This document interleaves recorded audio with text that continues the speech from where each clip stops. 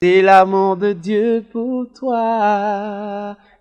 C'est sur les 100.1 que ça se passe. Jésus est dans la place. Ne zappe pas. L'établissement de location-vente, climatisation d'automobiles et assurance 3K Entreprises et le centre médical de Yopougon Ouassakara présente La Vérité sur Dieu. Elle l'appelle rechercher de mon âme. La Vérité sur Dieu, une émission qui permet aux enfants de Dieu de sortir des ténèbres par le rétablissement de la véritable doctrine laissée par Jésus le Christ. La Vérité sur Dieu est une conception, production et animation du frère Noël ACI tous les mardis de 15h à 16h30 sur Radio Amitié 100.1 FM. Pour participer à l'émission 66 19 24 47 02 16 48 08. Prends-moi, Seigneur.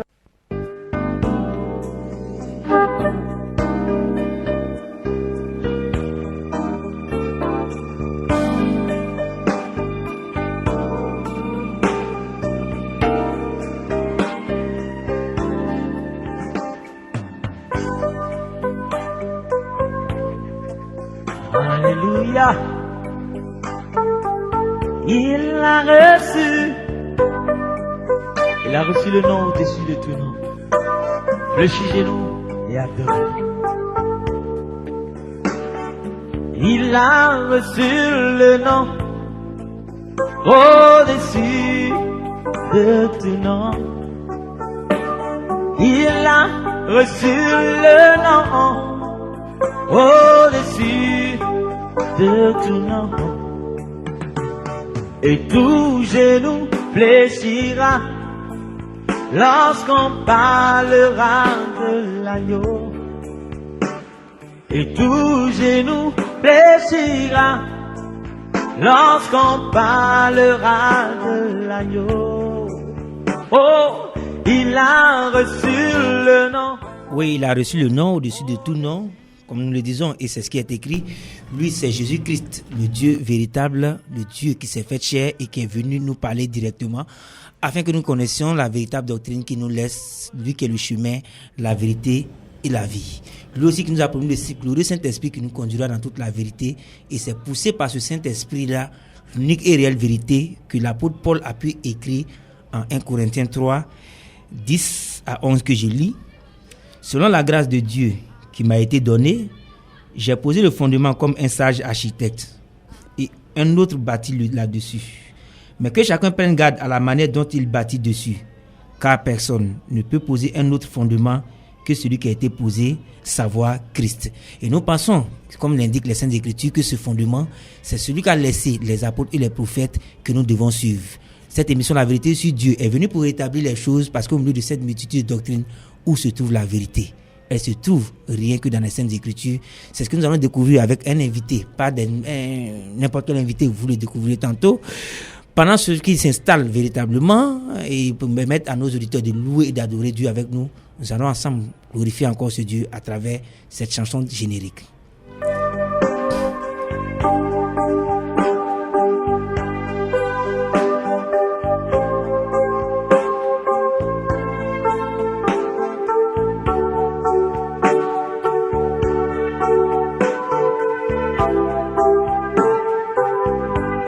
Dieu est bon, alléluia. Oui, Dieu est bon. Oui, Dieu est bon.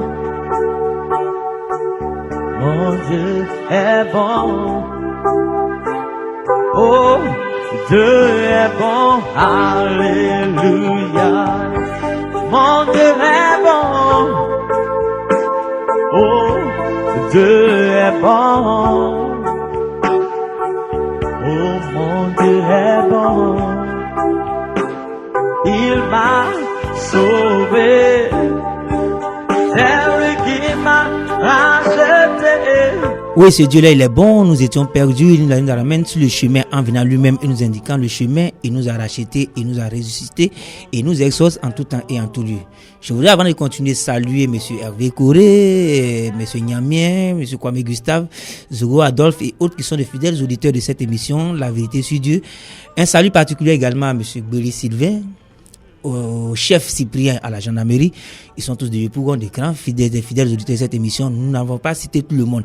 Il y en a encore en dehors de Yopougon. Mais pour vous qui êtes à l'écoute aujourd'hui, nous vous saluons particulièrement et écoutez attentivement ce qui suit. Personne ne peut savoir qui ira au paradis. C'est le secret de Dieu, on a coutume de dire.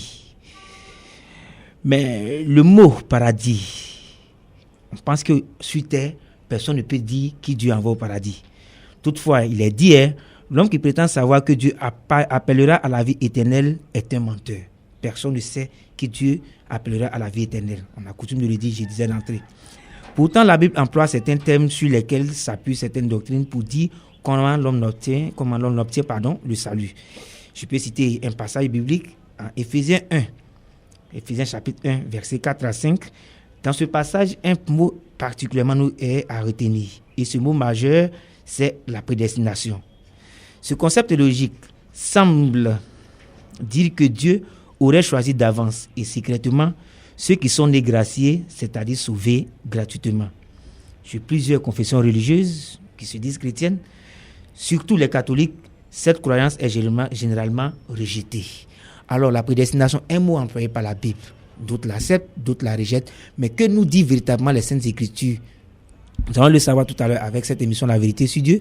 Pour en parler, nous avons reçu il y a 2 semaines le pasteur Adjoumani de l'église Tabernacle Temple Bethléem de Yopougon de Foukoute, qui sera encore là la semaine prochaine en face de notre invité du jour, qui est du ministère de Matthieu 25, 1 à 6, si je ne me trompe pas. Précisément l'église, pasteur de l'église d'Abobo, 4 étages. Et lui, c'est le pasteur Kwabo Bertin. Pasteur Kwabo, bonsoir. Bonsoir. Je vous ai brièvement présenté, mais si on vous demande de vous présenter, que direz-vous? Nous sommes l'église d'Abobo, 4 étages. Faisant partie du ministère de Matthieu 25 et 6. Pourquoi Abobo 4 étages? Parce que pour nous qui croyons à la Sainte Bible, et nous qui projetons nos regards dans la Bible, elle nous a fait savoir, à travers les écrits des apôtres et les écrits des prophètes, que l'Église ne portait aucun autre nom que l'Église. Mais ils l'ont situé géographiquement pour que d'autres personnes n'étant pas là puissent se retrouver. Et puisqu'elle nous laisse des consignes, c'est-à-dire ne rien ajouter et ne rien retrancher, nous on a préféré rester dans la logique de la Bible, sans rien ajouter, sans retrancher. La raison pour laquelle nous sommes l'église d'Abobo 4 étages. Oui, mais quand vous dites que vous êtes l'église d'Abobo 4 étages, on a des dénominations précises. Je signale que le pasteur Kwabo Bertin ici, je crois, pour la 4e fois, vous allez revenir sur cela. On est tenté de le dire et on le dit. Vous êtes l'église d'Abobo 4 étages. Quel est le nom de votre église? Si je veux bien comprendre, beaucoup d'hommes et de femmes posent cette question. Quel est le nom de votre église? Et pour les charités pourries, je les reprends en disant, est-ce que le mot église, c'est l'adjectif qualificatif ou c'est déterminant? Je crois bien que c'est un nom. Le mot église est un nom. Donc poser la question, quel est le nom de ton église? Je me dis que c'est un peu absurde. Parce que le mot église même est d'abord un nom. Comment vous voulez qu'une personne, tu puisses demander à quelqu'un, alors que tu connais bien ce nom, comment tu s'appelles le nom de Bertin? Je demande au pasteur Kwabo Bertin, quel est ton nom? C'est ce que vous voulez dire. Alors que tu connais bien moi, tu me dis, Bertin, quel est ton nom? Tu sais bien, alors, en disant Bertin, quel est ton nom? C'est mon nom, tu dis. Mais en disant quel est le nom de l'église? Mais l'église s'appelle l'église. Selon ce que a dit le grand maître béni, c'est lui-même qui a dit le mot. Il dit... Qui est le grand maître béni? Jésus-Christ. La parfaite chair. Ok, je voulais qu'on dise Jésus-Christ pour que nos auditeurs se retrouvent plus facilement. Le grand maître béni. Ok, allons-y. Jésus-Christ, qui nous a apporté cette grâce de connaître la vérité sur ce qu'on appelle Dieu. Il a dit, tu es pierre. Cette pierre, moi je bâtirai mon église. Le mot qui a suivi, il a dit, et les portes du séjour des morts ne pourront point contre elle. C'est ce qu'il a dit. Sinon, au mot église, il n'a rien ajouté. Il dit, je bâtirai mon église. Mais la question est de savoir, qu'est-ce que lui, il a appelé et il appelle église? Si l'homme avait posé la question à ce grand maître béni, qu'est-ce que toi tu appelles église?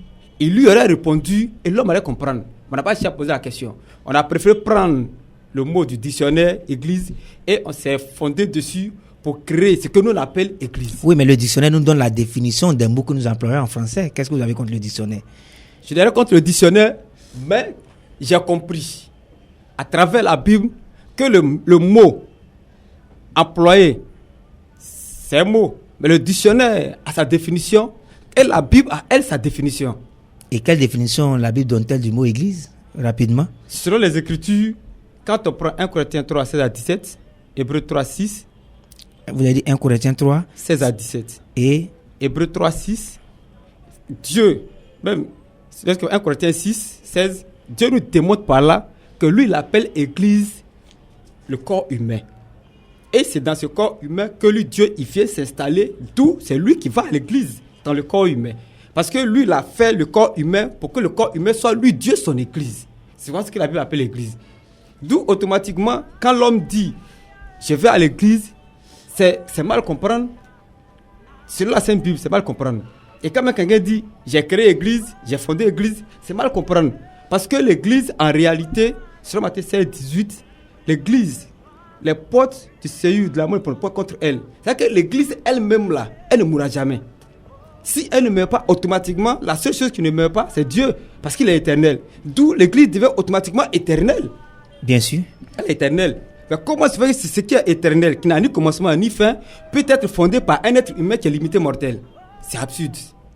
Il faut le comprendre. On en a parlé il n'y a pas longtemps. Merci de vous apporter votre contribution sur la question. J'ai profité pour vous tirer quelques mots de façon astucieuse. On va revenir au thème. Oui. On a parlé de l'église, du baptême, du salut. Aujourd'hui, on parle de la prédestination. Parce que quand on a parlé du salut, le thème est beaucoup revenu. Qu'est-ce que vous pensez du choix de ce thème-là? La prédestination. La prédestination, bien sûr. Rapidement, un commentaire sur le choix du thème pour vous. Est-ce que c'est important dans la doctrine ou est-ce une question de second plan? C'est très important dans la doctrine. Et de la doctrine, c'est en premier plan. Parce que la prédestination fait partie de ce qu'on peut appeler la doctrine de l'enlèvement. La doctrine de l'enlèvement. La prédestination en fait partie. Parce que celui qui a créé ce monde, c'est lui qui a employé ce mot.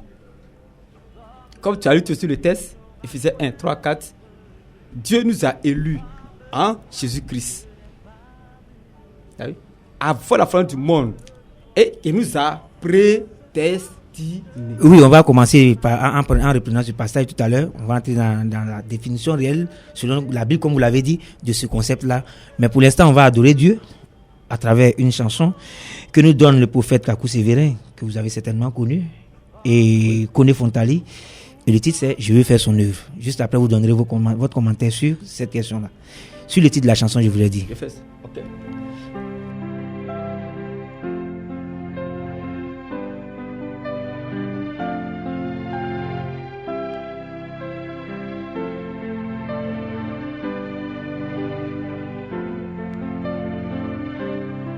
Un jour nouveau s'est levé, une vie nouvelle a commencé, depuis que je t'ai connu, mon Dieu.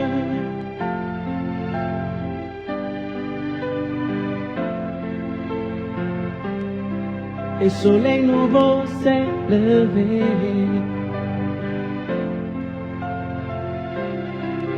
puis une nouvelle a commencé, depuis que je t'ai saisi, Jésus.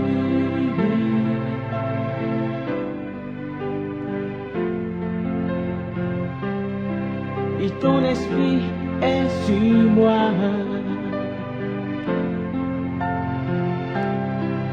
Puis une source de vie coule en moi. Je veux parler de toi, Jésus.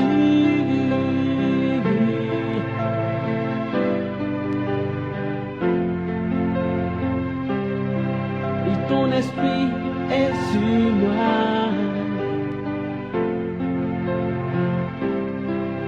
Tu m'as oint pour te proclamer. Je veux parler de toi, Jésus. L'heure a sonné. Je tiens ta robe tiens ta main. Amène-moi où tu veux, mon Dieu.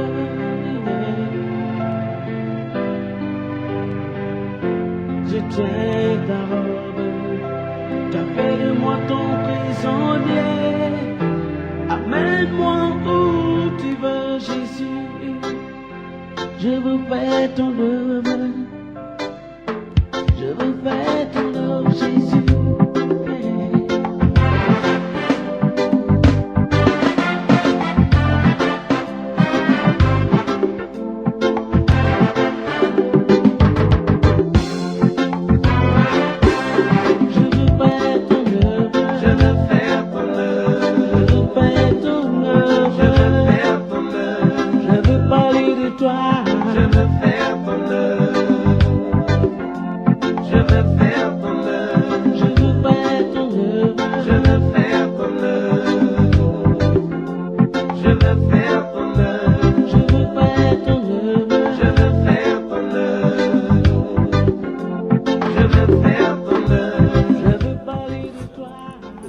Oui, pasteur Kwabo Bertin, belle chanson. Je vais faire ton œuvre, très appréciée du public. J'aime bien cette chanson. Et vous avez choisi de faire l'œuvre de Dieu également, c'est bien cela? Si j'ai bien compris, un homme sur la Bible ne peut pas choisir pour faire l'œuvre de Dieu. Parce que ce n'est pas la volonté humaine, comme l'a dit, les pensées de Dieu ne sont pas nos pensées. Sur les 55. Si sa pensée n'est pas ta pensée, comment toi tu peux penser pour dire que tu as fait son œuvre alors que vous n'avez pas la même pensée? D'où Jésus-Christ pourrait dire à travers notre frère Paul dans Ephésiens 2, verset 14, que lui, c'est lui qui a préparé des œuvres et il nous a établis dans ses œuvres pour que nous les pratiquions. D'où c'est lui qui a ses œuvres et ses œuvres sont déjà connues d'avance pour que nous allons les pratiquer. Là, si c'est parce que lui l'a connu d'avance, qu'il l'a préparé d'avance, que toi tu dois pratiquer, et si toi tu dois faire ton œuvre, moi, sur les scènes, je me pose la question, mais quelle œuvre fais-tu? Est-ce pour lui ou est-ce pour toi? Les hommes le disent, c'est un langage courant. Il fait son œuvre pour dire que tu es pasteur, tu es prophète, tu es évangéliste, ou bien pour tu pries pour les malades, donc tu fais son œuvre. Nous le disons, mais quand nous prenons les regards dans les Saintes Écritures, nous comprenons que c'est un langage. Vous voulez dire qu'il est faux? Ok, faux. Un langage qui est faux. Un langage qui est faux. Ok, on va. Un homme qui est spirituel, il sait que c'est un langage qui est faux. Si un homme l'emploie, moi je me dis qu'il n'a pas un niveau spirituel requis. Comme souvent, j'aime souvent le dire, quand quelqu'un me dit un petit chiot, quand moi je l'écoute, je me dis qu'il parle français, mais il ne parle pas le français. Parce que pour un homme qui allait à l'école, il ne peut pas dire un petit chiot, parce qu'il sait que le petit c'est un diminutif. Le chiot c'est un diminutif. Il ne peut pas employer deux diminutifs. En ce moment, ça devient faux. Ça devient faux. Ok, on va revenir au thème du jour, la prédestination. Je lis rapidement pour les auditeurs. J'avais cité Ephésiens 1, versets 4 à 5. Il y a plusieurs autres versets, mais je vais retenir celui-là particulièrement. En lui, Dieu nous a élus avant la fondation du monde, pour que nous soyons saints et irrépréhensibles devant lui.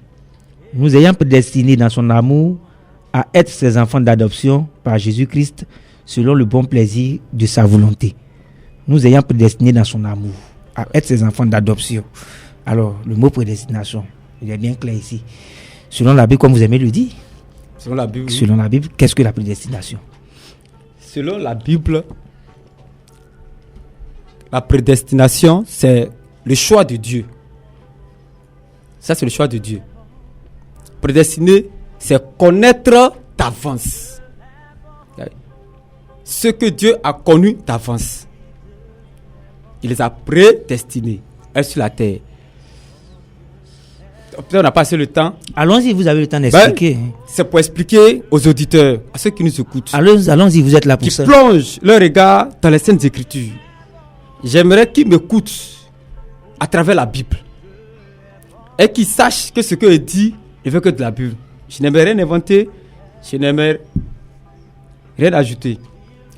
Si, à travers ce verset que tu as lu, on ajoute encore d'autres versets, lorsque nous revenions dans le jardin d'Éden, nous avons compris à travers la Bible que non seulement Dieu avait fait Adam à son image, il a fait Adam à son image, pour que Adam puisse participer à sa vie, que lui Dieu sa vie.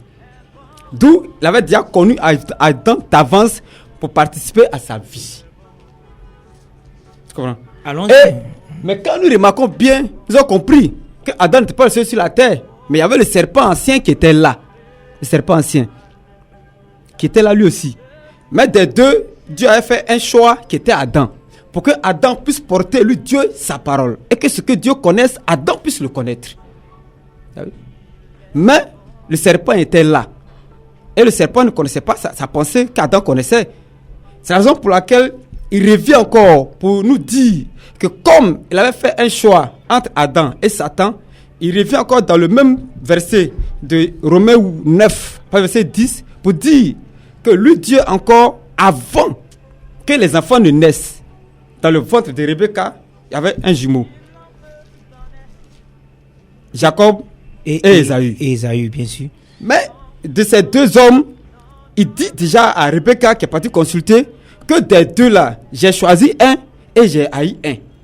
Et il précise bien, avant que les enfants ne posent un acte. Ils n'ont pas encore posé d'acte. Mais moi, Dieu, j'ai déjà fait mon choix. C'est ce qu'il faisait, il nous dit. Dieu nous a connus d'avance. Et il nous a prédestinés en Jésus-Christ pour que nous soyons ses enfants d'adoption. Il nous adopte déjà. Avant qu'on ne naisse, il nous adopte déjà. Et il nous met dans un corps. Il nous met dans un corps. Oui. Mais ce que vous dites, c'est bien écrit. Hein. Je crois que Romains 9 parle de deux enfants. Romains 9, 10 à 15. Oui. Je crois que si j'ai bien saisi, on a lu ici la semaine dernière, il y a 2 semaines. Quoi que les enfants ne nous fassent aucun bien, aucun mal, Dieu avait déjà choisi. Mais la même Bible dit, je lis à 1 Corinthiens 6 au verset 10. 1 Corinthiens 6, le verset 10. Ne vous y trompez pas.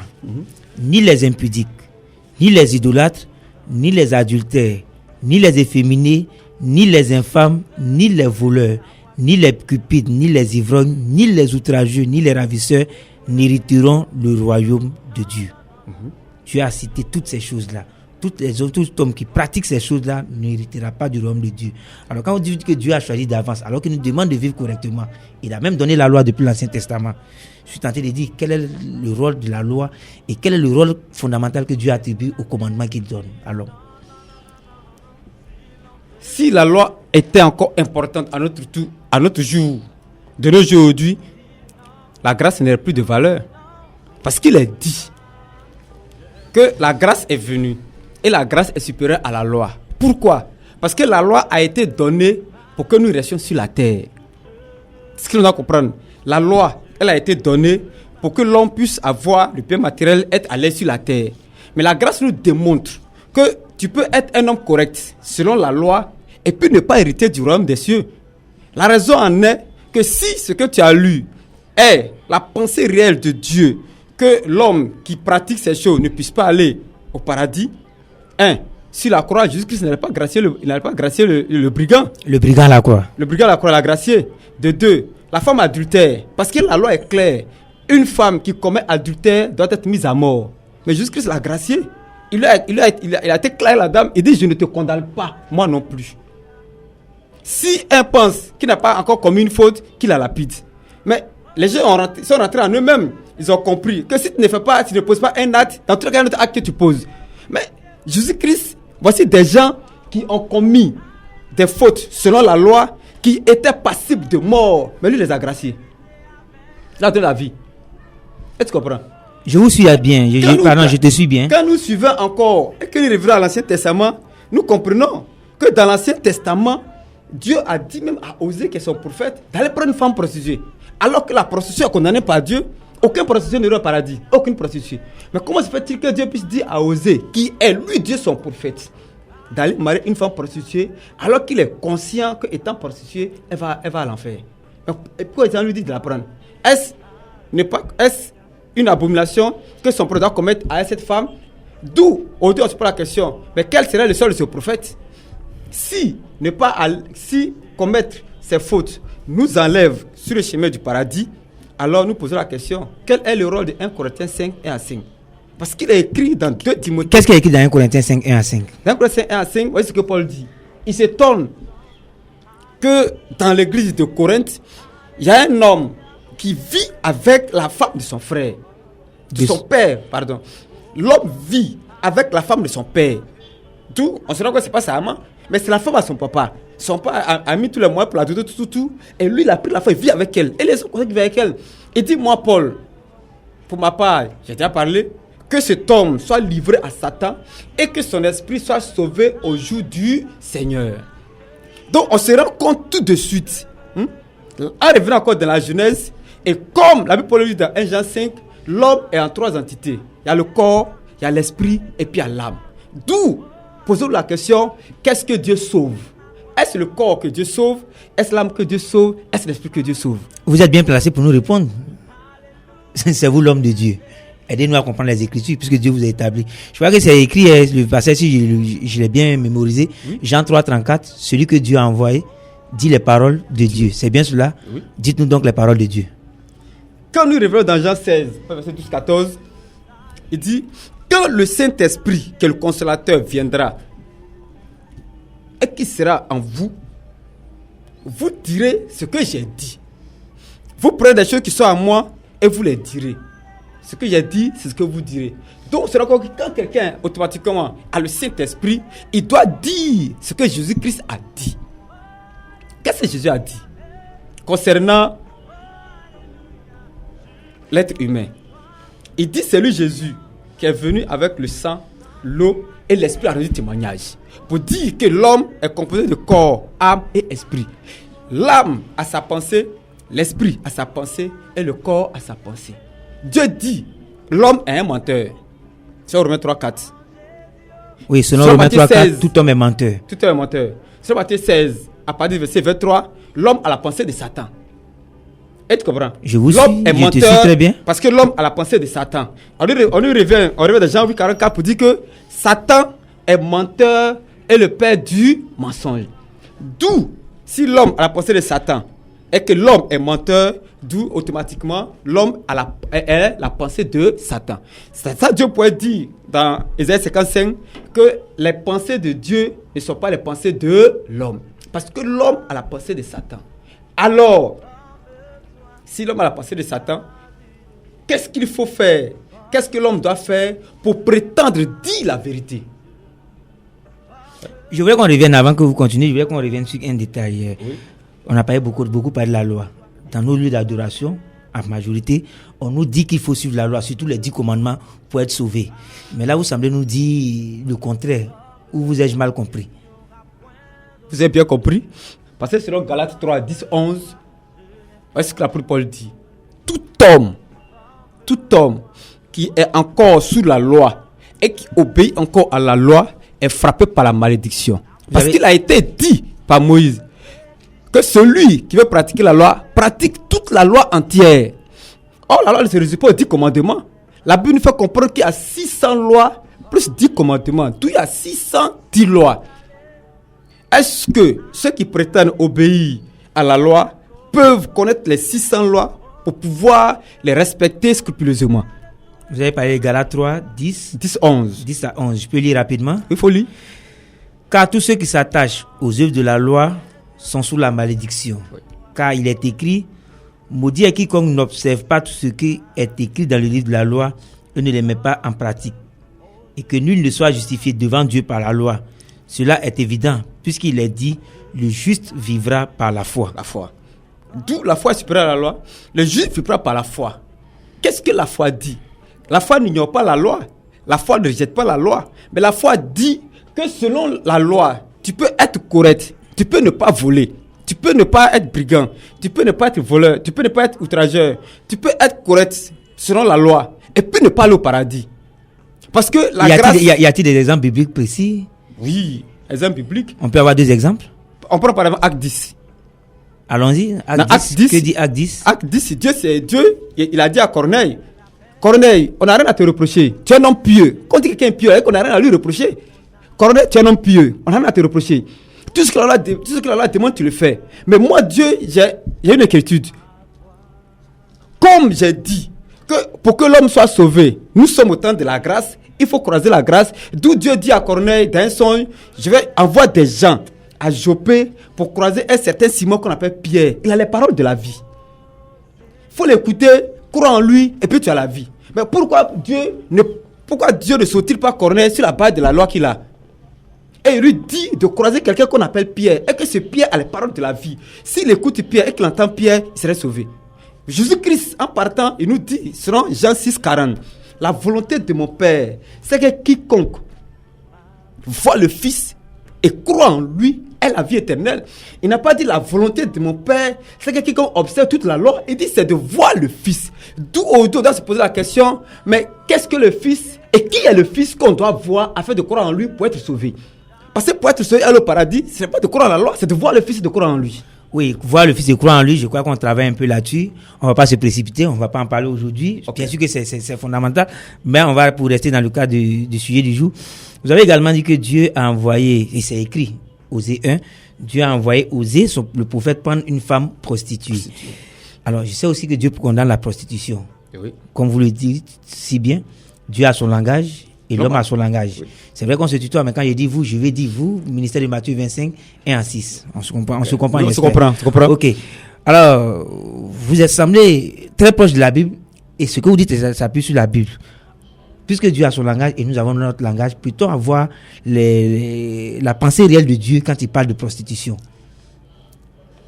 Dieu peut appeler dans Isaïe 55, Isaïe 54, verset 4-5, le peuple d'Israël son épouse. Est-ce que vous comprenez? Dieu comparait au peuple d'Israël son épouse. Donc le peuple d'Israël est l'épouse de Dieu. Est-ce que vous comprenez? Et la Bible, quand la Bible parle de femme, la Bible fait allusion à l'église. Quand la Bible parle de l'huile, elle fait allusion au Saint-Esprit. L'huile est le symbole du Saint-Esprit. La femme est le symbole de l'église. D'où quand la Bible parle de la femme, elle ne parle pas de nos petites femmes que nous avons chez nous à la maison, mais elle parle de l'église. C'est ce que la Bible appelle femme. D'où automatiquement, on se rend compte que quand on parle d'une église, on parle d'une entité, on parle des individus, des hommes et des femmes. Or, tout ceci, Dieu l'appelle, lui, sa femme. C'est son épouse. Est-ce qu'on comprend? Je suis très bien, pasteur Kwabo. Si Dieu dit que ma femme m'a trompé, lui, Dieu, en tant qu'esprit, qu'on ne voit pas, comment peut-il coucher avec une femme? Mais la Bible dit, Dieu fait des rapports avec nous de par sa parole. Il nous fait la cour de par sa parole. Donc automatiquement, nous devenons enceintes de la parole. C'est Dieu qui nous enseigne. C'est cette parole qui a enceinté Marie, qui est le symbole de l'église, de la nouvelle église d'ailleurs. Okay? Le symbole de l'église. Pour mettre au monde un enfant selon l'église, qui est la parole. Parce que Marie est la parole. Qu'est-ce que Marie faisait? Marie n'avait autre doctrine que celle qui venait de la Sainte Bible de son temps. D'où Dieu appelle femme prostituée, Dieu appelle femme étrangère, l'église qui ne marche pas selon les prescriptions bibliques. Si on veut parler à notre époque aujourd'hui, Dieu appelle femme prostituée, femme adultère, femme étrangère, l'église qui n'a pas la doctrine laissée par les apôtres et les prophètes dont Jésus-Christ est la pierre angulaire. Quand cette église n'a pas cette doctrine, Dieu la voit comme une femme adultère, comme une femme prostituée. Pour reconnaître cette église, on peut avoir 3 exemples précis qui nous permettra de reconnaître une telle église. Parce que vous le dites, la doctrine laissée par les apôtres et les prophètes. C'est vrai. Cela est revenu plusieurs fois ici, mais pour les auditeurs qui nous écoutent pour la première fois. Pour exemple, Galates 1:6-8, le grand maître béni, à travers notre frère Paul. Je précise qu'il parle de Jésus-Christ. Pour les auditeurs qui nous prennent en marche, nous sommes avec l'église d'Abou, 4 étages, qui fait partie du ministère de la Voix des Minuit, Matthieu 25, 1-6, oui. Si je ne me trompe pas. Ici, représenté par le pasteur Kwabo Bertin, avec nous parlons de la prédestination. Alors, on revient à... Quand nous prenons Galates 1:6-8, notre frère Paul dit, si un ange vient du ciel et qui ne prêche pas comme nous les apôtres l'ont prêché, qu'il soit maudit. Il dit, si quelqu'un pense être prophète ou spirituel et qui ne prêche pas comme nous on a prêché, qu'il soit maudit. Ouais. Paul, il laisse une détail. Pourquoi? Parce que dans Matthieu 16-18, Jésus a été clair à Pierre. Et dans Jean 20, il leur a dit la même chose. Ce que toi, Pierre, tu condamnes sur la terre, moi je le condamne dans le ciel. Ce que tu liras sur la terre, je le lirai dans le ciel. D'où les apôtres ne sont pas venus pour... Est-ce que vous avez une fois vu les apôtres condamner le comportement humain? Ils ont simplement dit, si quelqu'un ne prêche pas comme nous on a prêché, qu'il soit maudit. Il n'a jamais dit que si quelqu'un a commis adultère, qu'il soit maudit. Il dit si quelqu'un pense être spirituel, qui ne prêche pas comme nous on a prêché, qu'il soit maudit. Alors, on peut aller rapidement avec les exemples. Vous voyez ce que Jean dit dans 1 Jean 1. Il dit c'est nous Jean, moi Jean. J'ai mangé avec la vie éternelle. J'ai vu le salut. Je l'ai salué. Mais ce couché, ils sont saints.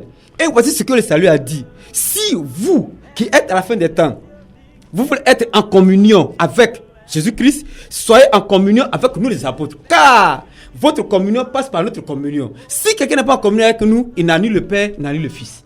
Et Pierre a repris. Pierre dit, quand nous étions dans Matthieu 17, sur la montagne de la transfiguration, c'est à nous, cette voix a dit, voici mon fils bien-aimé en qui j'ai mon affection, écoutez-le.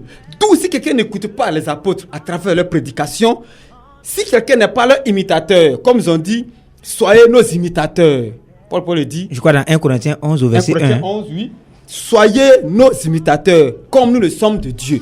D'où si quelqu'un n'est pas imitateur des apôtres, automatiquement, il n'a ni Dieu, il n'a ni Jésus-Christ.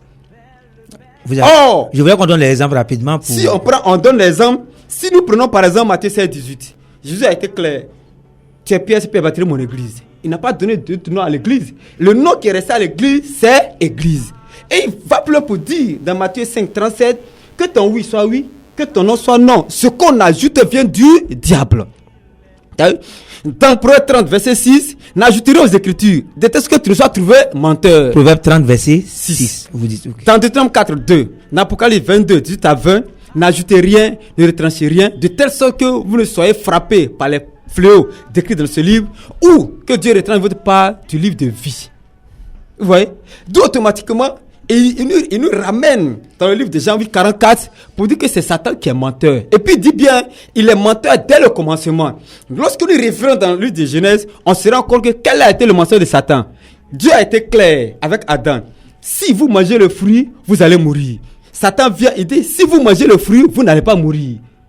Oh Dieu, pour démontrer que lui n'est pas menteur, quand Adam a mangé le fruit, pour prouver que lui n'est pas menteur, il les a frappés de mort. Adam est mort. Donc pour dire que ce que Satan a dit là, c'est ce qui est faux et c'est le mensonge. C'est ce que Dieu appelle le mensonge. Oui, vous avez bien défini le mensonge, j'ai bien suivi. Oui. Vous avez parlé des dominations des églises. Oui. C'est un exemple, je ne sais pas si d'autres exemples ont été donnés. Pouvons-nous avoir rapidement 30 secondes, 2 exemples, rapidement, avant qu'on continue. Si je prends des exemples, il dit dans le livre de Actes 11, 26 que ce fut à Antioche que pour la première fois les disciples ont été appelés chrétiens. Au mot chrétien, ils n'ont rien ajouté. Pour un homme qui est spirituel, qui sait que selon 2 Timothée 3,16, toute écriture est inspirée de Dieu, est utile pour notre enseignement, pour notre éducation, pour notre correction et pour notre reprise, doit comprendre que selon le Saint-Esprit, c'est de marcher sur les Écritures et ne rien ajouter et rien retrancher. D'où si aujourd'hui là, une église, en dehors du mot église, porte encore un nom qui est un adjectif pour qualifier son église, la Bible dit automatiquement que cela est faux. C'est la raison pour laquelle la personne d'Apocalypse 13 des noms de blasphème. Ce sont des noms de blasphème. Des noms qui injurent Dieu, qui démontrent que le grand maître béni Jésus-Christ est un menteur. Parce que lui a dit église. Et puis nous on ajoute. Ok, on va vous laisser souffler, vous avez beaucoup parlé.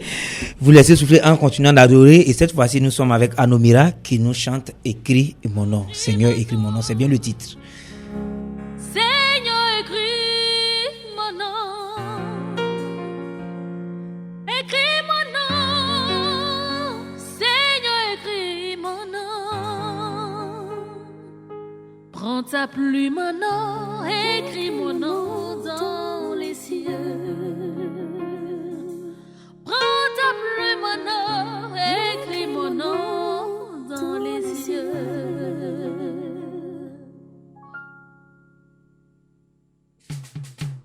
Écris mon nom, Seigneur, écris mon nom.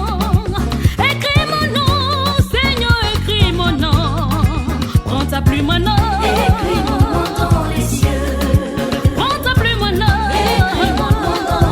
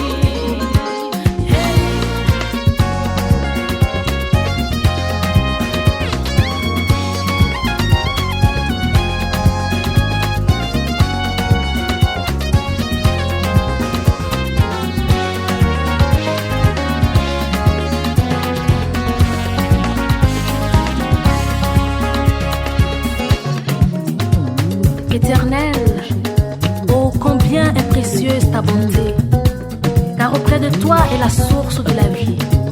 Par ta lumière, nous voyons la lumière. Étends ta bonté sur nous, ô Père.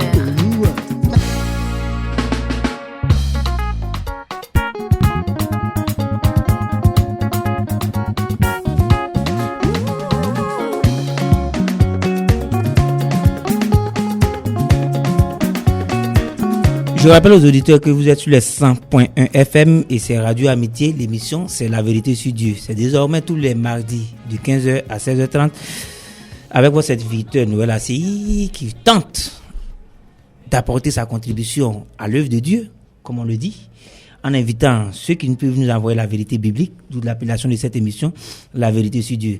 Nous précisons que nous sommes avec le pasteur Kwabo Bertin de l'église d'Abobo, 4 étages aujourd'hui, et avec lui, nous parlons de la prédestination. Avant de continuer, nous allons écouter ce communiqué. Formation pour emploi direct. Important cabinet recrute et forme pour emploi direct à Abidjan des commerciaux et des chefs d'équipe pour étendre son réseau commercial. Le profil demandé est le suivant. Il faut être âgé d'au moins 18 ans, avoir un niveau d'études minimum de la classe de 3e, aimer les défis et les contacts. Les inscriptions ont commencé à se poursuivre tous les jours ouvrables de 8h à 17h à IMS, Yopou Gonkan Militaire, immeuble Nankoko, premier étage. Les contacts téléphoniques sont les suivants: 23 53 55 11 02 11 90 05. Et attention, le nombre de places est limité. C'est signé le service commercial de Radio Amitié. Je voulais dire aux éditeurs que Radio Amitié, c'est un programme alléchant. Vous êtes à La Vérité sur Dieu, vous apprenez beaucoup, surtout. J'en suis sûr parce que le pasteur Kwabo Bertin nous donne beaucoup de références bibliques. Nous en avons besoin. Et surtout, après La Vérité sur Dieu, ne zappez pas le programme. Il demeure alléchant. Vous aurez quelques temps après moi Aimé Mignon qui viendra vous parler de système visuel. Des informations très utiles, très serviables pour vous et pour tous vos enfants, pour toute votre famille, même pour vos amis. Alors, nous poursuivons avec le pasteur Kwabo Bertin. Nous avons écouté une chanson, je crois qu'il cadre bien avec le thème, la prédestination. Notre sœur Nomira demande au Seigneur d'écrire son nom. Je demanderai encore votre commentaire sur cette chanson. Je dirais simplement que cette chanson n'est pas biblique. Elle est amusante. Vous êtes un peu... Elle est amusante. Vous êtes un peu dur. Je ne suis pas dur. Et je dis les choses selon la Bible. Parce que si c'est elle qui demande à Dieu d'écrire son nom, elle qui est née hier, là, c'est elle qui demande à Dieu d'écrire son nom, ça veut dire que Dieu ne sait pas ce qu'il fait. Lui qui a fait le monde, avant que nous on ne vienne, et qui a bien voulu qu'on soit sur la terre, c'est toi non, qui a lui demandé d'écrire ton nom. Or, la Bible nous dit bien que Dieu a déjà prédisposé les choses. Il y a des hommes qu'il a prédisposés, des femmes qu'il a prédisposées par le paradis. Et il y a des hommes qu'il a créés lui-même, prédisposés par l'enfer. Selon le livre de Romains 9, à partir du verset 16, il dit bien à Moïse, je fais miséricorde. À qui je fais miséricorde? Et j'endurcis. Qui j'endurcis? C'est moi qui dis, Pharaon là, je l'endurcis, il ne va jamais t'écouter parce qu'il ne veut pas m'écouter. Et que Pharaon a été préparé pour que moi, Dieu, il manifeste ma gloire. Mais quand Dieu fait ça, est-ce qu'on ne trouve pas ça un peu injuste? C'est lui-même qui endurcit Pharaon et il le frappe. Oui. Mais ce n'est pas Pharaon qui s'est endurci. Où est la faute de Pharaon finalement? C'est la raison pour laquelle personne ne peut créer gloire parce qu'il va au paradis, mais il va en enfer. Personne n'a voulu aller au paradis. Personne n'a voulu aller à l'enfer. C'est-à-dire qu'il y a des gens qui ont lutté pour ne pas aller à l'enfer, mais puisque leur place y était, ils sont partis. Vous voulez parler de qui? Judas n'a pas voulu aller. Mais puisque sa place y était, c'est juste qui a tiré les moyens. Ils ont fait chemin ensemble jusqu'à où le bonhomme va partir. Il dit, il y a quelqu'un qui va me livrer. Mais il leur a dit au départ que parmi vous, il y a un démon. Mais personne ne savait qui était qui. C'est que sur un marche, on dit, il y a un démon. Chacun se posait la question, est-ce moi? Il n'avait pas dit, en ce temps, il n'a pas dit à quelqu'un qui est sauvé, qui n'est pas sauvé.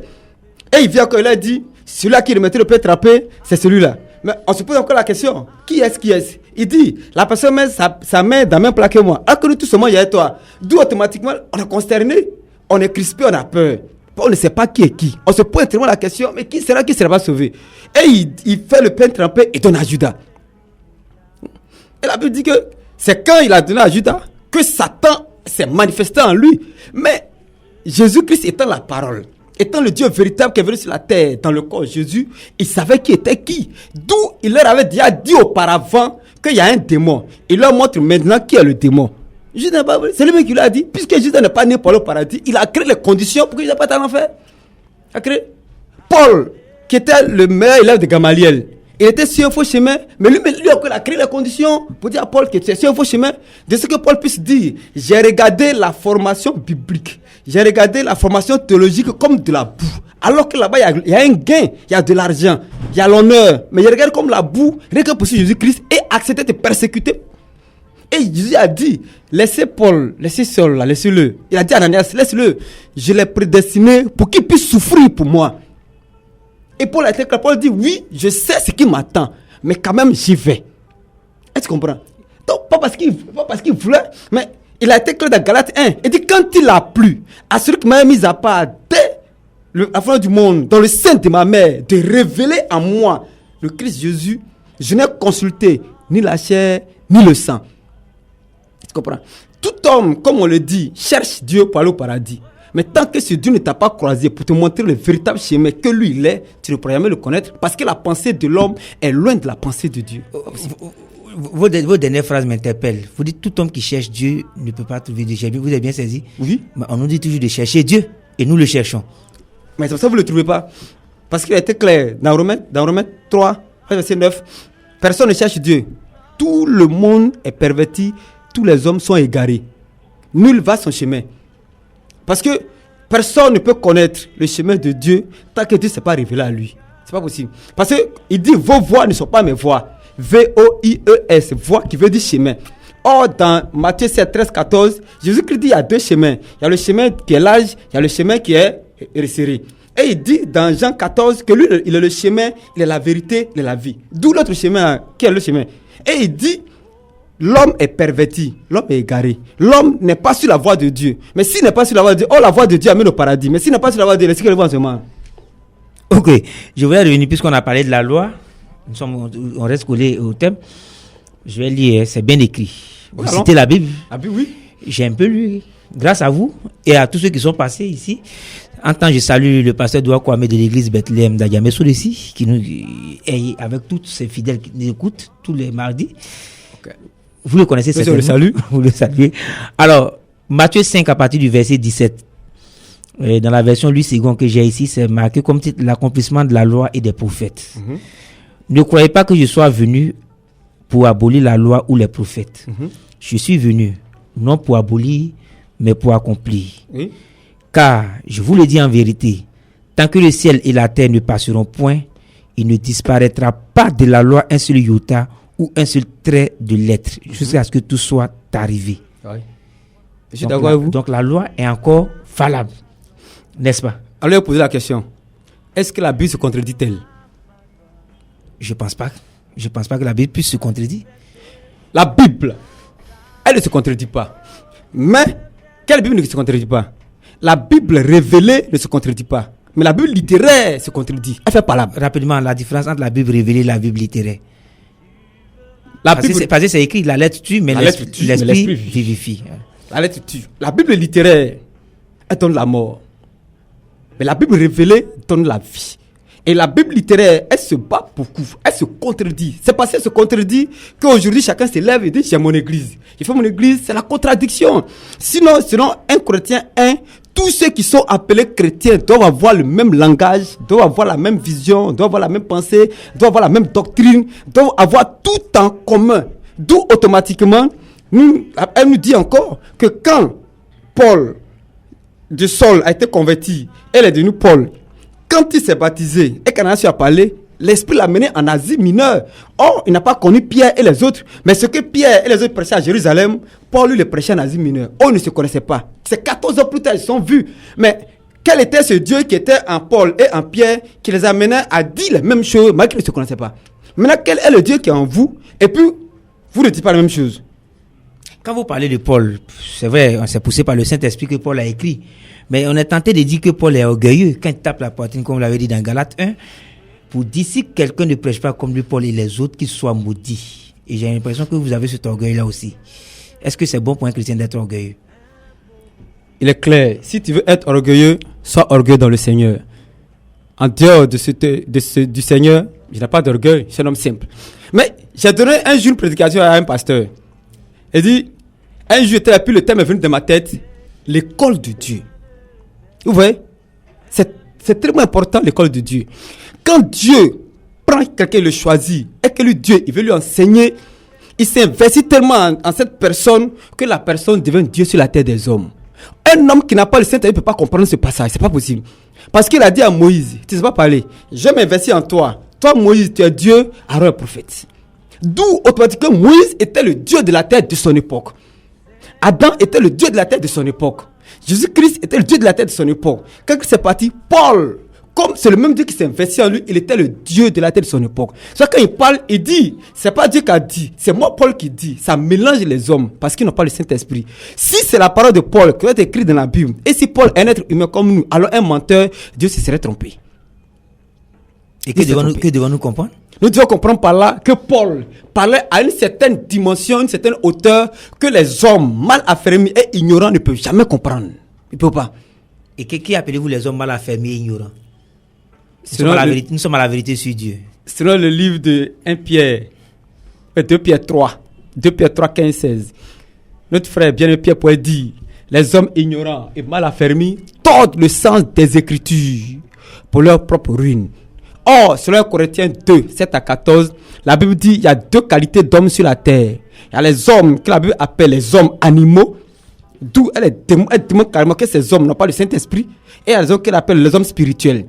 Et Jésus a été clair dans Romains 16, dans Romains 8, verset 16. Si quelqu'un n'a pas reçu le Saint-Esprit, il n'appartient pas à Jésus-Christ. Et comment ça va qu'on a reçu le Saint-Esprit? C'est Jean 16 qui te le dit. Vous reprenez, le Saint-Esprit nous conduit dans toute la vie. C'est Jean 16 qui le dit. Oui, allons-y. Pour que toi, vous saches que tu as le Saint-Esprit et que j'ai le Saint-Esprit, la Bible dit, un homme qui a le Saint-Esprit n'a jamais régné les Écritures. Il accepte la Bible. Il s'en fout de ce que l'homme peut penser ou même de ce qu'une église peut dire. Si la Bible a dit et que le monde condamne, mais les églises condamnent, mais la Bible ne condamne pas, lui il prend parce que la Bible l'a dit. Or, aujourd'hui, la Bible dit que tout homme qui ne marche pas sur la doctrine des apôtres n'a pas le Saint-Esprit. Oui, vous avez cité Jean 16. Tout à l'heure, vous avez dit Jean 16, 12 à 14. C'est la même chose? C'est la même chose. Je peux lire? Oui, il faut lire. Pour que les auditeurs nous suivent.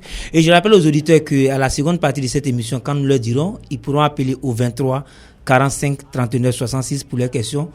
Dans 2 minutes, on passera à la pause publicitaire. Après cela, nous ferons récapituler. Et ils pourront appeler le 23 45 39 66 pour poser leurs questions. Je lis rapidement Jean 16 à partir du verset 12. J'ai encore beaucoup de choses à vous dire, mais vous ne pouvez pas les porter maintenant. Oui. Verset 13. Quand le consolateur sera venu, l'esprit de vérité, il vous conduira dans toute la vérité, car il ne parlera pas de lui-même, mais il dira tout ce qu'il aura entendu et il vous annoncera les choses à venir. Verset 14. Il me glorifiera parce qu'il prendra de ce qui est à moi et vous l'annoncera. Il prend de ce qui est à moi. Moi, Jésus-Christ, la parole. Il prendra de ce qui est la parole, rien que de la parole, et vous l'annoncera. Ce qui n'est pas de la parole ne le dira pas. Il dira qu'est-ce qui est de la parole. Or, avant que Jésus-Christ ne quitte la terre, il pouvait dire, dans Jean 17, il dit, Père, je ne prie pas pour le monde, mais je prie pour ces 11 individus. C'est pour eux que je prie. Car ils sont dans le monde, mais ils ne sont pas du monde. C'est pour eux que je prie. Afin que tu puisses les garder dans le monde où ils sont. Maintenant, le verset 20 de Jean 17, il dit, je prie encore pour tous ceux qui croiront en moi, Jésus-Christ, de par les 11 apôtres. Est-ce que tu comprends? Maintenant, quand on revient dans Jean 4 nous dit, parce que Jésus dit, il dit, l'heure vient, et elle est déjà venue, où vous n'adorerez plus sur la montagne, où on n'adorera plus à Jérusalem, mais l'heure vient, où on adorera en esprit et en vérité. Il va pour dire, car le salut vient des Juifs. Il a fallu Paul, juif, selon la chair, pour nous apporter l'évangile du salut. Parce qu'il est clair dans Acte 13, il dit, c'est moi Paul, comme vous, le peuple d'Israël, vous vous montrez indigne du royaume des cieux, je me tourne vers les nations. Parce qu'il a été écrit dans Ésaïe 49 que j'étais destiné, prédestiné à être non seulement apôtre d'Israël, mais apôtre des nations pour apporter l'évangile des nations. C'est ça Paul se réclame apôtre des païens, parce que c'est lui qui nous a apporté l'évangile. Et donc Paul avait déjà été annoncé par l'Ancien Testament. Paul avait déjà été annoncé par l'Ancien Testament, dans Ésaïe 49, 6 à 8. Et tout à l'heure on verra quel est le verset de l'Ancien Testament qui vous annonce, pasteur Kwabo Bertin? Si on peut l'avoir, ou bien qui annonce le ministère dans lequel vous exercez. Nous allons marquer la pause publicitaire. Chers auditeurs, surtout ne déconnectez pas. Enseignement très enrichissant. Nous nous retrouvons sous le coup de 16 heures. Salut, je suis Onel Mala, c'est encore moi, sur Radio Amitié qui te dit, les gens, s'ils t'aiment, tant mieux. S'ils ne t'aiment pas, tant pis pour eux. Mais plus important, qui fera ton bonheur, c'est l'amour de Dieu pour toi. C'est sur les 100.1 que ça se passe. Jésus est dans la place. Ne zappe pas. L'établissement de location-vente, climatisation d'automobiles et assurance 3K Entreprises et le centre médical de Yopougon Wasakara présente La Vérité sur Dieu.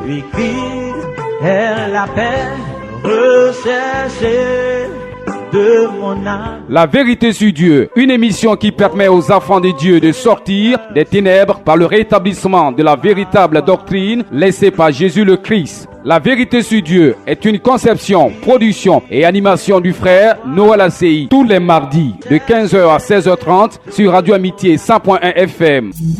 Pour participer à l'émission, 66 19 24 47 02 16 48 08.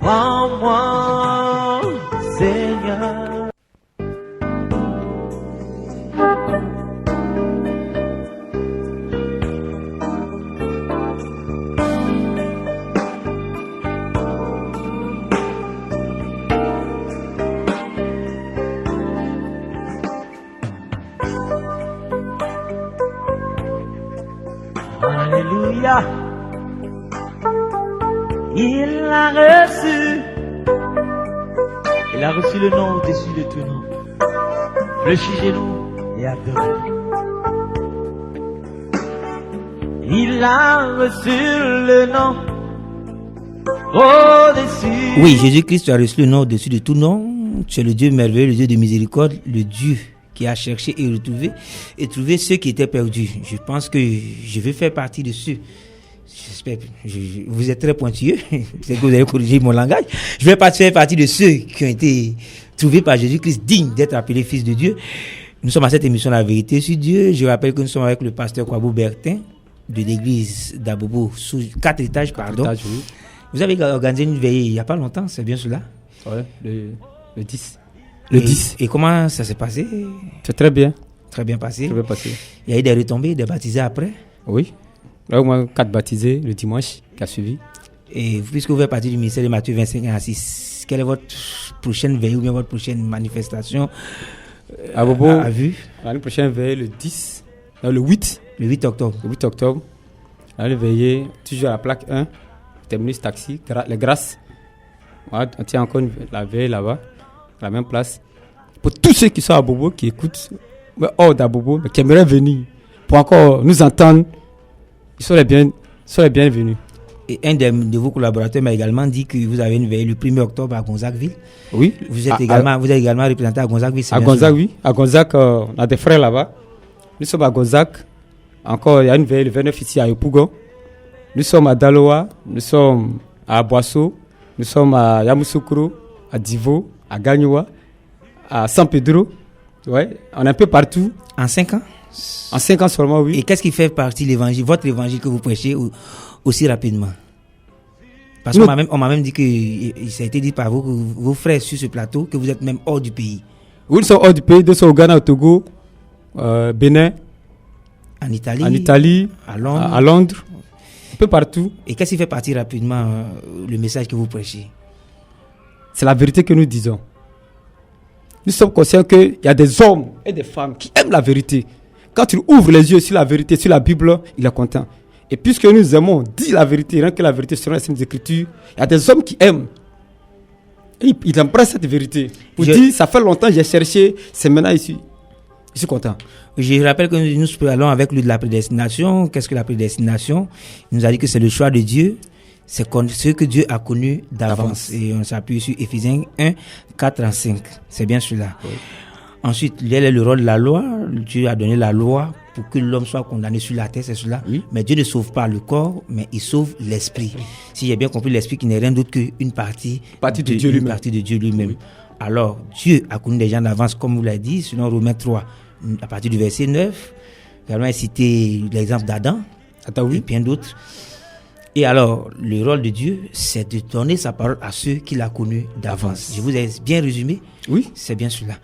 Alors, à vous entendre, vous avez l'exclusivité de la vérité. Pour parler plus simplement pour nos auditeurs, vous prétendez qu'on dit, qu'à part vous, il n'y a pas de vérité ailleurs. Sur quoi est-ce que vous vous appuyez pour le dire? Nous le disons à partir de la Bible. Parce que, étant jeunes, comme nous le sommes, aujourd'hui nous avons compris, avec la grâce de ce Dieu bien sûr, cette grâce qu'il nous a faite, de comprendre autrement que nos collègues et nos prochains, et de ce qui permettent de nous ouvrir les yeux sur les Saintes Écritures, pour nous amener à comprendre, non selon le français que nous avons pris à l'école, mais à comprendre dans lui son langage, qui n'est pas notre langage. Parce qu'il a dit dans Jean 8, si vous êtes fils d'Abraham, vous comprenez mon langage. Pourquoi ne me comprenez-vous pas? Parce que moi, je suis fils d'Abraham. Si vous êtes fils d'Abraham, on doit avoir le même langage. Parce que les enfants d'un même père ont le même langage. Si nous sommes tous fils et qu'on n'a pas le même langage, alors il y a quelqu'un qui est faux. Oui, mais vous venez d'arriver sur le terrain, vous dites qu'il n'y a pas plus de 5 ans, vous enseignez une nouvelle doctrine et vous prétendez détenir la vérité. C'est ce qui gêne finalement. C'est ce que nous appelons la grâce. Parce que quand Noé est venu en son temps, les gens n'ont pas cru en lui. Parce que quand Noé est venu, il y avait des aigris qui étaient sur la terre. Et Noé sort de nulle part et dit, voici ce qu'on m'a dit, qu'il va pleuvoir. Mais les gens se sont moqués de lui. Les gens ne croyaient pas. La raison est qu'il y a 8 personnes qui ont été sauvées. Et que les autres n'ont pas cru. Ils ne sont pas venus. Quand Élie est venu, il est quitté dans le désert. Il est venu s'arrêter devant Achab pour dire à Achab, il ne va pas pleuvoir. Sinon ma parole. Toi, tu es qui, il ne va pas pleuvoir. Il dit, j'étais dans le désert. Et quelqu'un s'est révélé à moi et dit, il s'appelle Dieu. Et que de dire ce qu'il dit, parce que c'est ça qui est la vérité. Pourquoi? Parce que le genre humain est maintenant corrompu. Et lui, il veut frapper. À chaque fois que le genre humain est corrompu, et que Dieu veut frapper, avant de frapper, il envoie quelqu'un en qui il s'investit. Mais la religion est déjà sur la terre. Il envoie quelqu'un hors de la religion, dans le désert, comme Jean-Baptiste l'a été, comme Élie l'a été, comme Noé l'a été, comme Jésus-Christ même l'a été, dans le désert. Aujourd'hui, nous appelons désert celui qui n'a rien à voir avec la doctrine religieuse, ni la doctrine ecclésiastique. Il n'a rien à voir. Il n'a rien à voir avec la doctrine théologique. Il est hors de cette théologie, hors de cette doctrine ecclésiastique, et il annonce un message parce qu'il a reçu une révélation de quelqu'un quelque part. Et qui est ce quelqu'un? C'est quelqu'un que Dieu aurait envoyé pour notre époque. Non, vous dites qu'il a reçu une révélation de quelqu'un. Quel est ce quelqu'un qui donne la révélation? Ce quelqu'un qui donne la révélation s'appelle Jésus-Christ. Selon lui d'Apocalypse 1. Il dit, je suis la révélation de ton époque. À toi, Jean, voici ce que te dit me concernant. Oui, vous l'avez dit en première partie, mais je voulais insister là-dessus. Ce que vous dites est intéressant. Moi, je me lève, je dis, quand on parle de Dieu comme ça, je suis content. Je veux aussi servir Dieu. Que dois-je faire? Je veux aussi servir Dieu comme vous le faites si bien. Que dois-je faire? Pour nous autres qui sommes là, bien souvent, je le dis souvent aux gens qui m'écoutent, c'est pas parce qu'on s'est levé d'un moment pour dire on veut faire ce qu'on fait et qu'on a voulu être ce qu'on est. La raison est que nous, on ne voulait pas être ce qu'on est. Mais celui qui nous avait prédestiné dès le départ pour être ce qu'on est, il nous y a contraint, il nous y a obligé par tous les moyens qu'il peut. Sinon, en nous-mêmes, moi j'étais en année de licence en droit judiciaire privé, mais je n'ai pas fait la licence parce que c'est en ce moment qui s'est interposé pour dire non, tu connais déjà le papier, c'est pas la peine. Pour que tu puisses t'exprimer devant tes collègues et devant tes gens. Quand quelqu'un te dira qu'il a des diplômes, tu lui diras que tu en as aussi, mais que tu en as aussi, mais tu comprends autrement que lui. D'où, autrement, nous comprenons par là, selon le livre de 1 Timothée, quand Paul peut dire à Timothée, ce don qui est en toi là, il était dans ton aïeul Loïs. Ouais. Et que ce don t'a été donné par prophétie. D'où automatiquement, moi Paul, la première dit que tu es évangéliste, je confirme parce que c'est un don qui est en toi. L'on est avec le don. Selon le livre de Éphésiens 4:11, Dieu a établi les airs. Apôtres, pasteurs, prophètes, évangélistes. C'est pas l'homme qui veut devenir, c'est Dieu qui a établi. C'est Dieu qui a établi. Alors, une dernière question qui semble être le résumé, qui pourrait être, le résumé de tout ce qu'on a dit. On a parlé de prédestination. Qu'est-ce que les auditeurs doivent retenir? Comment sommes-nous sauvés? En 2 minutes. La Bible dit, selon Éphésiens 2, nous sommes sauvés gratuitement. Vous avez dit Éphésiens 2. Éphésiens 2. Nous sommes sauvés gratuitement. Il est clair, cela ne dépend pas de nos œuvres, cela ne dépend pas de ce que nous faisons, mais gratuitement. Si j'ai bien suivi, je suis à Éphésiens 2, je vais tomber sur un passage, je vois sauver ici. Oui. Vous allez me corriger, c'est pas celui-là. Oui. À partir du verset 8. 8, oui. Car c'est par la grâce que vous êtes sauvés. Oui. C'est bien cela? C'est ça? Par le moyen de la foi. Et cela ne vient pas de vous, Oui. c'est le don de Dieu. Ok. Verset 9. Ce n'est point par les œuvres, afin que personne ne se glorifie. Oui. C'est cela? C'est cela. Éphésiens 2, 8 à 9. Il dit, vous êtes sauvés par le moyen de la foi, par grâce. Or, quand on parle de grâce, c'est une chose à laquelle tu ne t'attends pas. Et quand on te l'offre, ça te fait plaisir. Il dit, il va plus loin encore pour dire, ce n'est pas par vos œuvres, afin que personne ne se glorifie. Donc, ce n'est pas parce que tu as posé un acte, ou bien tu prétends avoir servi un Dieu que tu es sauvé. Mais Dieu veut te sauver, ou Dieu te sauve parce que lui veut te sauver. On revient encore dans Romains 9. Sans que tu n'as posé un acte, lui Dieu t'a sauvé. Parce que tu veux revenir aux exemples, il pourrait dire à Jérémie, dans Jérémie 1, à partir du verset 4 à 5, c'est moi qui t'avais établi, dès le sein de ta mère, prophète des nations. Et tu comprends? Il pourrait dire dans Psaume 139, à partir du verset 15 à 16, à David, que quand tu étais une masse informe, mais comment une masse peut être informe? Quand tu n'as pas encore de forme, quand tu étais dans le vide, dans le néant, moi Dieu je te connaissais, et je t'avais déjà établi, et j'avais marqué le nombre des jours que tu allais faire sur la terre, sans qu'aucun ne fasse défaut. Et tu comprends? Donc, c'est lui Dieu. Avant qu'il vienne sur la terre, il a déjà tout marqué. Les actes qu'on pose sur la terre, là, l'homme, c'est ce que l'homme voit. Or, Dieu, il regarde à ce qui est en toi, qui est lui-même. Est-ce que, par rapport à l'adoration, tu es en conformité avec les Saintes Écritures? Ok, on va laisser le pasteur Kwabo Bertin souffler 2 ou 3 minutes en écoutant Buisson Ardent. Le titre c'est Adonai est bon. Et après cela, le 23 45 39 66 est ouvert pour les auditeurs qui appelleront pour poser leurs questions.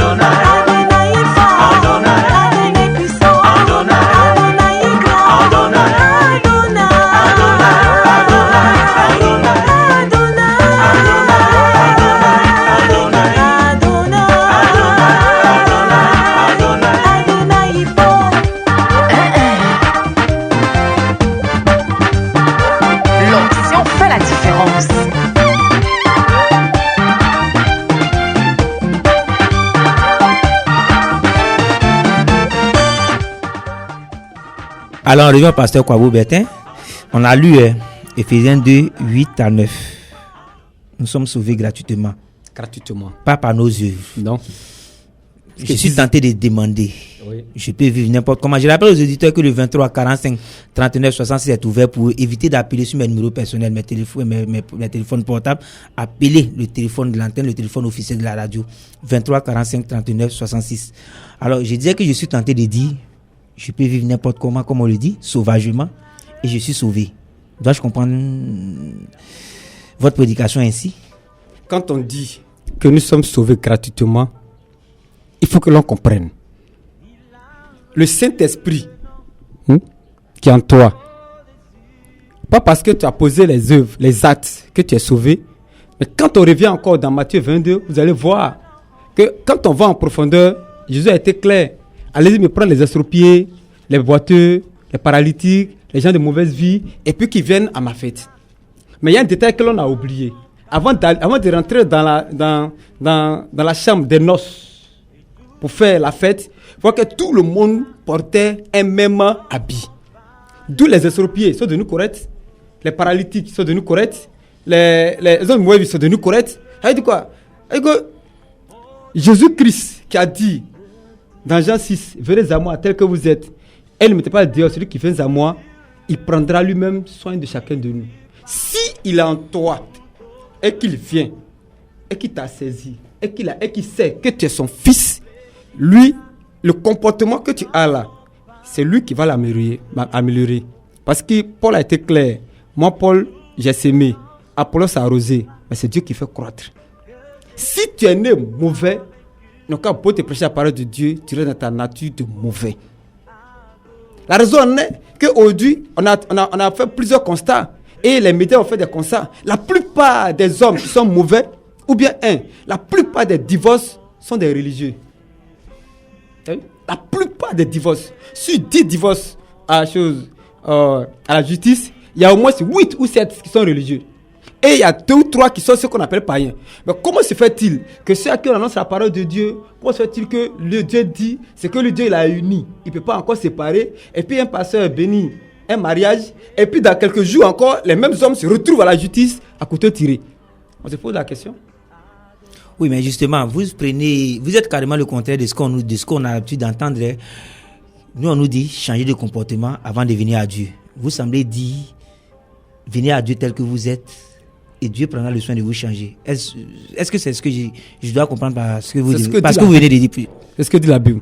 Parce que dans Matthieu 28, faites de toutes les nations des disciples, baptisez-les au nom du Père, du Fils et du Saint-Esprit et apprenez-leur tout ce que je vous ai enseigné.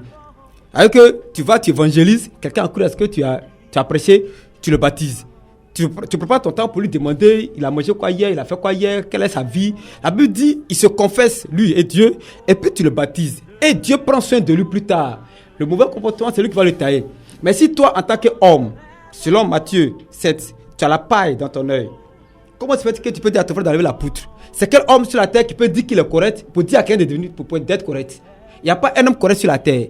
Car si tu ne voles pas, mais que tu insultes quelqu'un, tu as commis un péché.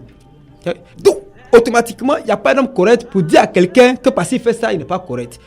Jésus-Christ pourrait dire en son temps, il dit, je ne suis pas venu juger les choses de ce monde, mais je suis venu juger ce qui est en vous.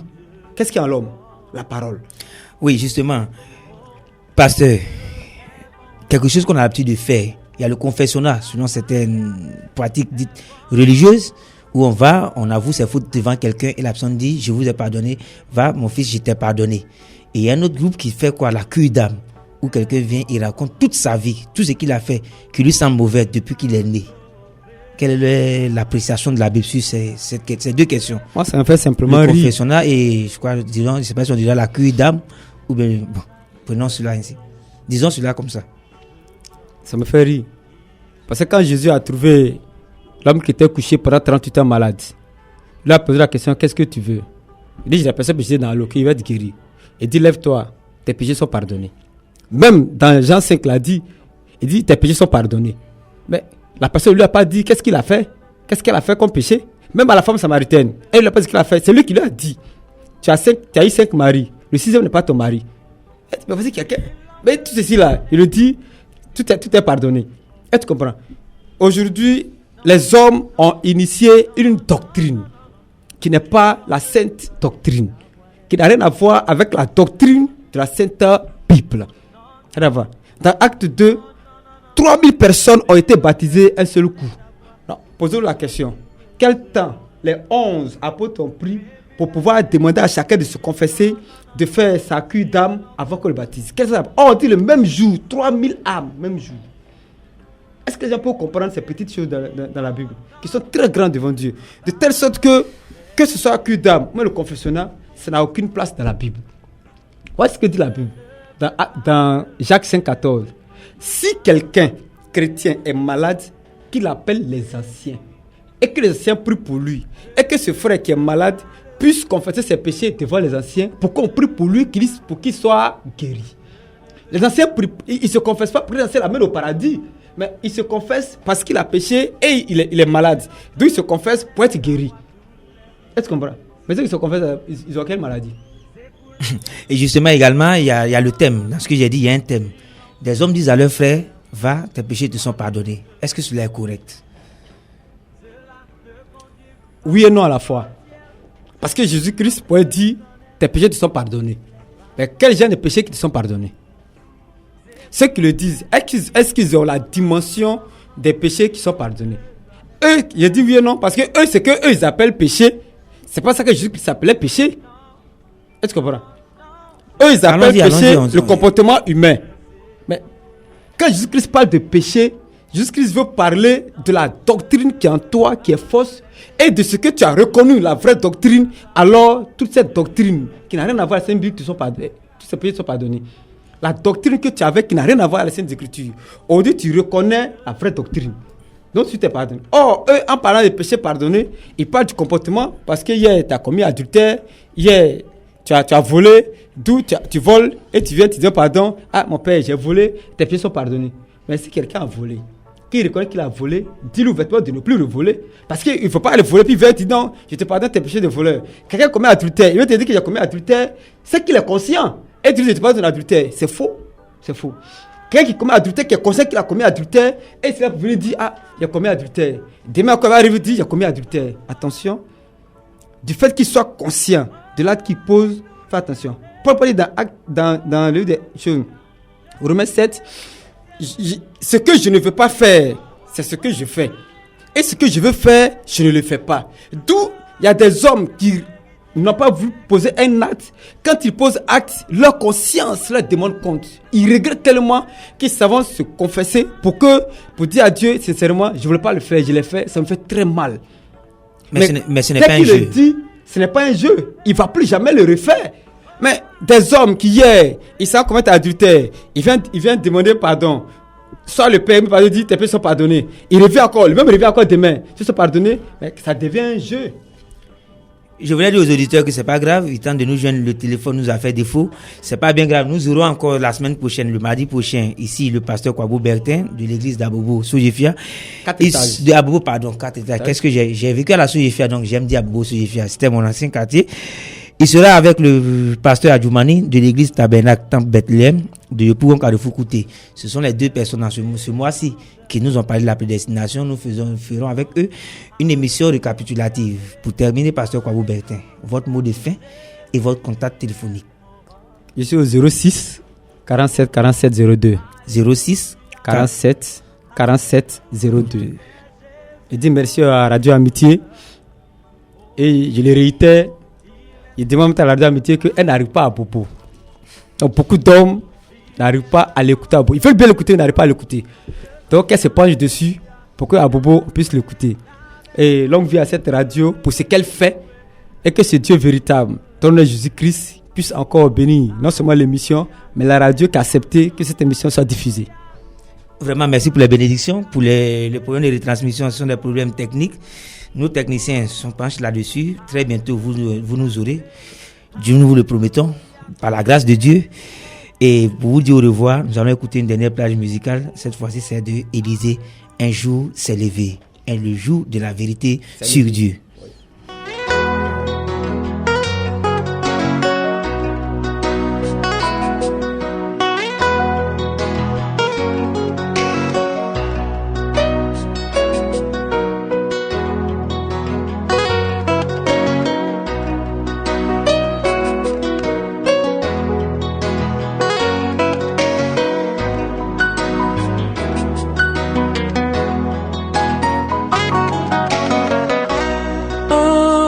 jour s'est levé, un autre vient de passer.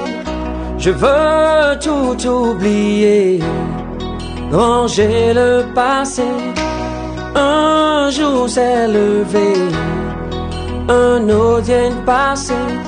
Je veux tout oublier, ranger le passé. Quand je regarde en arrière, oh oui, et que je pense à toutes ces erreurs, wow, wow, wow, wow, wow, wow, trop de regrets. Ce que j'aurais pu faire n'a pas été comme il se devait. Ce que j'aurais dû faire, non, non, je l'ai raté, ouh, yeah, yeah. L'établissement de location-vente, climatisation d'automobiles et assurance Troika Entreprises et le centre médical de Yopougon Ouassakara présente La Vérité sur Dieu. Elle appelle, rechercher de mon âme. La Vérité sur Dieu, une émission qui permet aux enfants de Dieu de sortir des ténèbres par le rétablissement de la véritable doctrine laissée par Jésus le Christ. La Vérité sur Dieu est une conception, production et animation du frère Noël ACI tous les mardis de 15h à 16h30 sur Radio Amitié 100.1 FM. Pour participer à l'émission, 66 19 24 47 02 16 48 08. Prends-moi